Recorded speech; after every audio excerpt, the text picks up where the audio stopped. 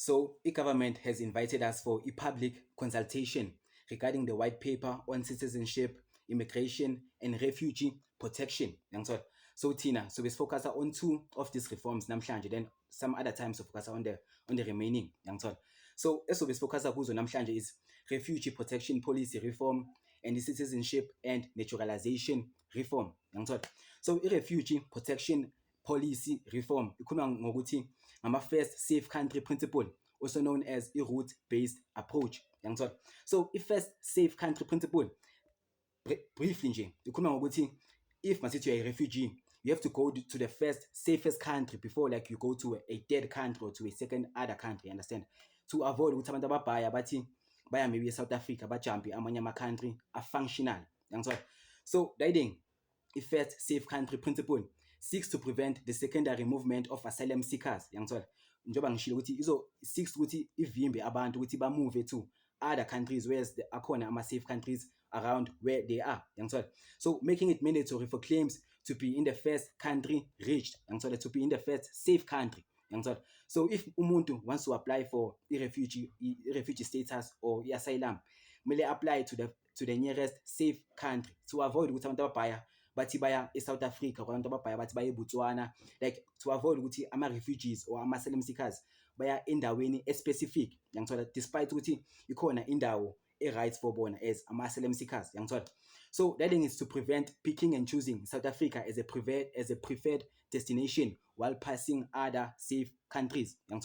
So that thing izovimba abantu ababhaya ukuthi bangasathi nge-South Africa. Like umuntu asuke ePakistan ajampe i-India, asuke ePakistan indawo ese-Asia, and i-Asia khona i-China, ajampe i-China lo muntu lona, ajampe i-Japan, ajampe i-South Korea, baye kuphi e-South Africa. Like so that thing i-refugee protection policy reform or i-safe country principle izosebenza ukupreventa izinto ezinjalo yabo ukuthi abantu bazoya endaweni the safest country to them as ama-asylum seekers, bazoya kuleyo ndawo leyo angeke bakwazi ukuya kwenye country. They cannot just pick and choose ukuthi ngifuna ukuya eSouth Africa. So that thing, like a Minister of Home Affairs will designate ama-safe countries. Izoconsulta namanye ama-countries around the continent, around the region or around the world ukuthi if umuntu ophuma e-Afghanistan, this is the safest country for umuntu ophuma e-Afghanistan.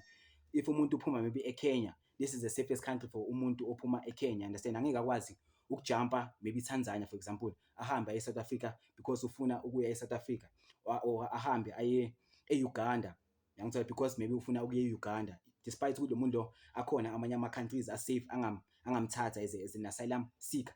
So that thing helps to remove like i-burden from eSouth Africa ukuthi kube yiyo kuphela i-country e-receiver i-majority yama-asylum seekers, yabo ukuthi the burden will now be shared amongst ama-countries aku-sub-Saharan Africa. So that thing i-government nakhona izophinde i-strengthen i-border control, to process ama-asylum seekers at ports designated for wona.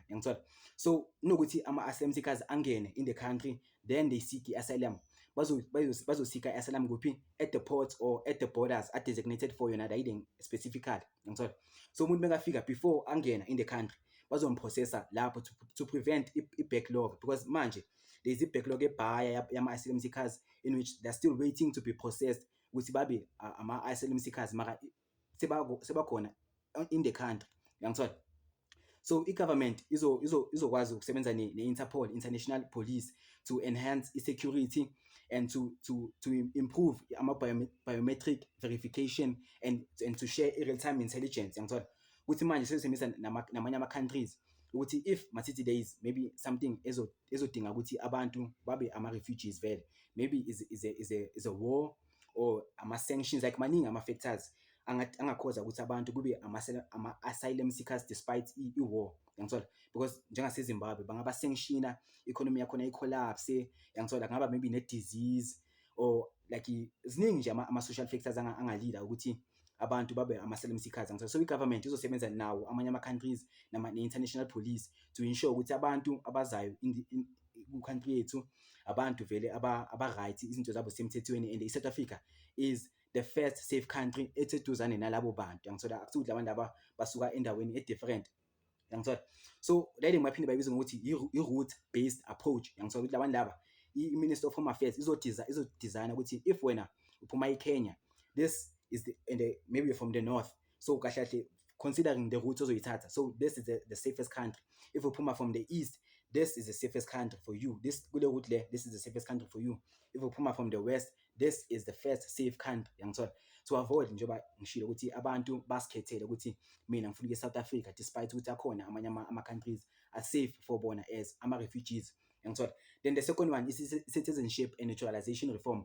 Yona ikhuluma nge-merit-based naturalization, yangithola. So there are two types of citizenships, yangithola. So khona i-citizenship by birth, in which if one of your parents belongs to is a South African citizen, so now by birth you gain a citizenship, yangithola.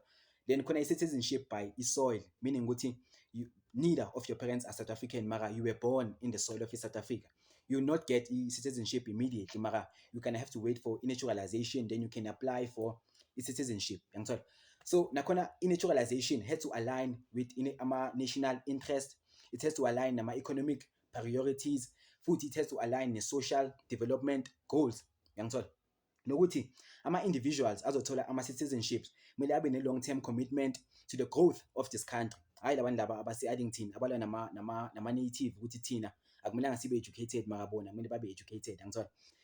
The muntu loyo has to have i-commitment to the stability of this country, yangithola. And again ukulwa nabantu go back to Addington, abantu laba abalwa nathi ba-create instability, yangithola. So abantu laba by default about deserve ama-citizenship, yangithola.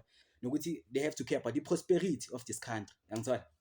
Nokuthi ukuze ube abantu kuzoba easier for bona ukuthi bathole ama-citizenship after 5 years, nakhona abantu who possess ama-skills in which the country needs, whether ama-scarce skills or ama-skills in which the country believes ukuthi ama-skills are tangible, yangithola, or is an economic contributor, yangithola. Is either a person who employs ama-citizens, or is a person who pays i-tax substantial, yangithola, or umuntu create a positive social impact, yangithola.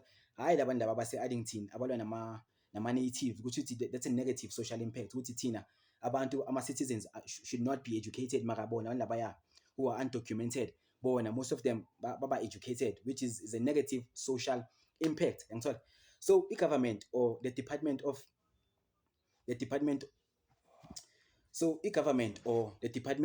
Home Affairs, the Minister of Home Affairs uzokhuluma ne-Citizens Advisory Panel. Labo bantu bazo-advisa i-Minister of Home Affairs ukuthi like abantu abakanje we need them, like ukuthi baba ama-citizens, nanka ama-skills esiwadingayo, naba abantu in which you must prioritize ukuthi kube ama-citizens, yangithola.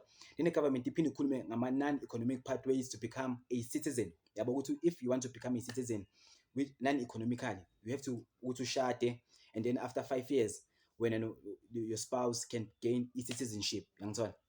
So what do you think about this white paper, yangithola? Do you think ukuthi government is on the right path considering ama-immigrants nama-refugees nama-asylum seekers, or is there more to be done, yangithola? If nakhona you believe that there's more to be done, the government ivulile I think for public consultation ukuthi nawe you can go u-add i-voice yakho, and khona i-form if you can check umuntu abambiza ngokuthi uPrince Mthombeni, yabo. uPrince Mthombeni khona i-form ekuye ku-profile yakhe, ungangena leya form leya and you can fill leya form leya, usho nawe ukuthi kahle kahle ucabangani, yangithola.